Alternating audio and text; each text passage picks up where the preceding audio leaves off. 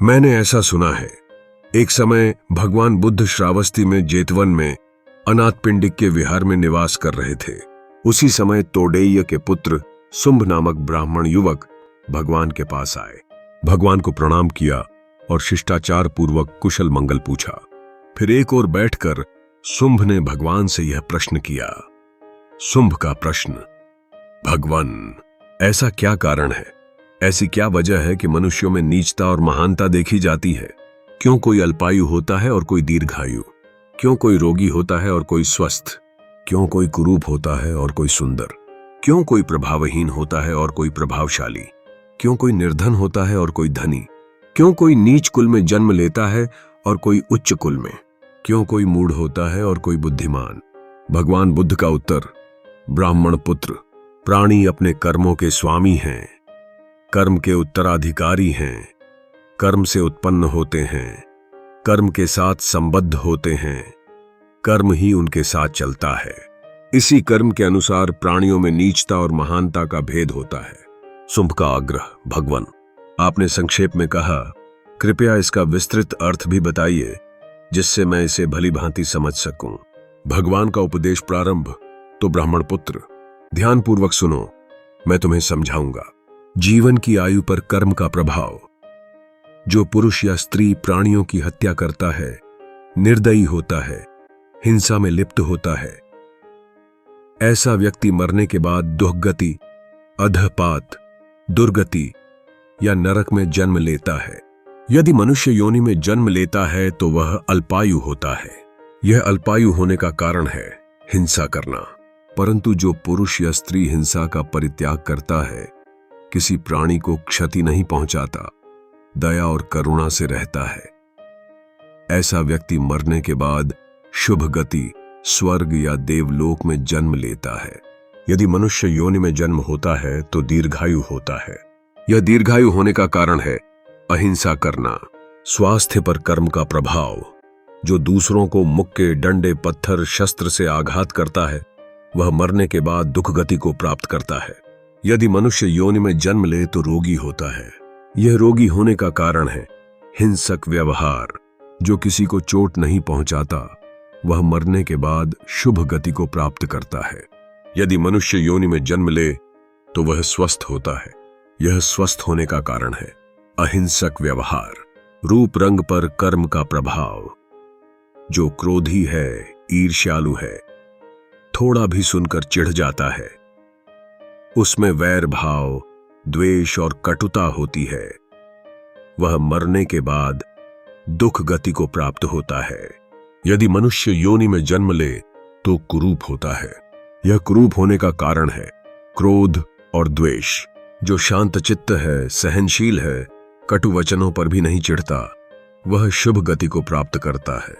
यदि मनुष्य योनि में जन्म ले तो सुंदर होता है। यह सुंदरता का कारण है शांत चित्तता। प्रभाव पर कर्म का प्रभाव। जो दूसरे के यश, सम्मान, पूजा, वंदना को देखकर ईर्ष्या करता है, वह दुख गति को प्राप्त करता है। यदि मनुष्य योनि में जन्म ले तो प्रभावहीन होता है। यह प्रभावहीनता का कारण है ईर्ष्या। जो दूसरे के सम्मान से प्रसन्न होता है, ईर्ष्या नहीं करता, वह शुभ गति को प्राप्त करता है। यदि मनुष्य योनि में जन्म ले तो प्रभावशाली होता है। यह प्रभावशाली होने का कारण है ईर्ष्या रहितता। धन संपत्ति पर कर्म का प्रभाव। जो भिक्षुओं, साधुओं को भोजन, वस्त्र, आसन, निवास, दीप आदि का दान नहीं देता, वह दुख गति को प्राप्त करता है। यदि मनुष्य योनि में जन्म ले तो निर्धन होता है। यह निर्धनता का कारण है दान का अभाव। जो दानी है, भिक्षुओं व साधुओं को दान देता है, वह शुभ गति को प्राप्त करता है। यदि मनुष्य योनि में जन्म ले तो धनवान होता है। यह धन प्राप्ति का कारण है दान। जन्म कुल पर कर्म का प्रभाव। जो अभिमानी है, झुकता नहीं, आदर नहीं करता, वंदना नहीं करता, वह दुख गति को प्राप्त करता है। यदि मनुष्य योनि में जन्म ले तो नीच कुल में जन्म लेता है। यह नीच कुल का कारण है अहंकार और दंभ। जो नम्र है, आदर करता है, वंदना करता है, वह शुभ गति को प्राप्त करता है। यदि मनुष्य योनि में जन्म ले तो उच्च कुल में जन्म लेता है। यह उच्च कुल का कारण है। नम्रता, बुद्धिमत्ता पर कर्म का प्रभाव। जो सत्पुरुषों साधुओं के पास जाकर यह नहीं पूछता कि क्या उचित है, क्या अनुचित है, क्या कल्याणकारी है, क्या कल्याणकारी है, वह दुर्गति को प्राप्त करता है। यदि मनुष्य योनि में जन्म ले तो मूर्ख होता है। यह मूर्खता का कारण है, ज्ञान की खोज न करना। जो सत्पुरुषों से सत्संग करता है, उनसे धर्म पूछता है, वह शुभ गति को प्राप्त करता है। यदि मनुष्य योनि में जन्म ले तो बुद्धिमान होता है। यह बुद्धिमत्ता का कारण है, सत्संग और धर्म चर्चा। निष्कर्ष इस प्रकार ब्राह्मण पुत्र जो अल्पायु के कारण हैं वे अल्पायु बनाते हैं, जो दीर्घायु के कारण हैं वे दीर्घायु बनाते हैं, जो रोग के कारण हैं वे रोगी बनाते हैं, जो आरोग्यता के कारण हैं वे स्वस्थ बनाते हैं, जो कुरूपता के कारण हैं वे कुरूप बनाते हैं, जो सुंदरता के कारण हैं वे सुंदर बनाते हैं, जो प्रभावहीनता के कारण हैं वे प्रभावहीन बनाते हैं, जो प्रभाव के कारण हैं वे प्रभावशाली बनाते हैं, जो निर्धनता के कारण हैं वे निर्धन बनाते हैं, जो धन के कारण हैं वे धनवान बनाते हैं, जो मूर्खता के कारण हैं वे मूर्ख बनाते हैं, जो बुद्धिमत्ता के कारण हैं वे बुद्धिमान बनाते हैं।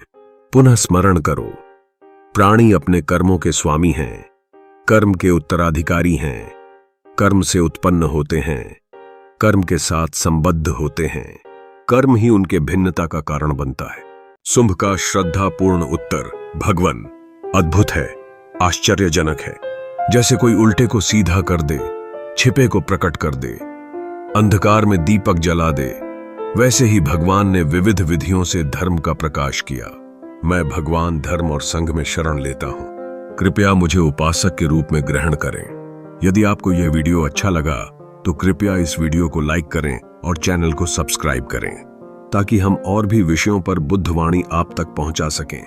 धन्यवाद।